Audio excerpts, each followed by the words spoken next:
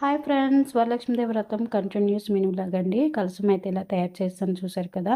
గాజులు, పట్లు, ఇంకా పువ్వులన్నీ కూడా పెట్టేశాను. నా దగ్గర ఉన్న చామంతి పూలు, మా చెట్టున ఉన్న మందార పూలు, ఇంకెక్కడ కూడా గ్యాప్ ఇవ్వలేదండి. దేడుమూలకి ఇక్కడ కూడా ఇంకన్ని పువ్వులు కూడా పెట్టేశాను. ఎన్ని పూలు ఉంటే అన్ని పూలు పెట్టేసి తర్వాత పూజకి అయితే రెడీ చేసుకుంటున్నాను. అన్ని పనులు ఒక ఎత్తు అయితే ఈ వ్రతం రోజు ఈ పనులన్నీ చేసుకునేదే ఇంకో ఎత్తండి. ఎంత ఓపిక ఉండాలంటే ప్రతీదీ మర్చిపోయేదాన్నండి. లేకపోతే నేను అంతే, అందరూ అంతే తెలీదు. సంవత్సరానికి ఒకసారే కదా, రోజు చేసేదైతే ఒకలా ఉంటది. ఎప్పుడో చేసేది కదా అని చెప్పి అయితే అన్నీ ఒకటి ఒకటి ఏమి తక్కువ కాకుండా అమ్మవారికి అన్నీ నా చేతులతోటే స్వయంగా చేసుకున్నానండి. తర్వాత తోరణం కూడా కట్టుకొని తోరణం దగ్గర ఒక దగ్గర అన్నీ చక్కగా అమర్చుకున్నానండి. లాస్ట్‌కి ఏది కూడా మర్చిపోలేదు. అన్నీ అమ్మవారే నా పక్కనుండి చేయించుకున్నట్టే ఉన్నదండి.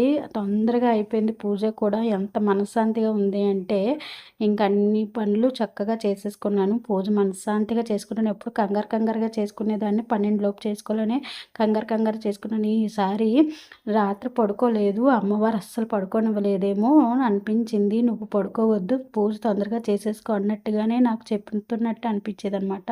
అంత తొందరగా చేసుకున్నానండి. పూజ 8 గంటలకల్లా అయిపోయింది. ఎప్పుడు ఎంత ఆతురతగా ఉండేదంటే అంత ఆతురతగా ఉండేది. చక్కగా అయితే పూజ అయితే నిర్లక్ష్యంగా చేసుకున్నానండి. మా వారు కూడా అది కాకుండా ఇంటి దగ్గర ఉండి నాకు అన్ని విధాలుగా సాయం అయితే చేశారు. నా కొడుకు కూడా అన్ని విధాలుగా అన్ని సాయం చేశాడండి. నాకు చాలా ప్లస్ పాయింట్ అయిపోయింది.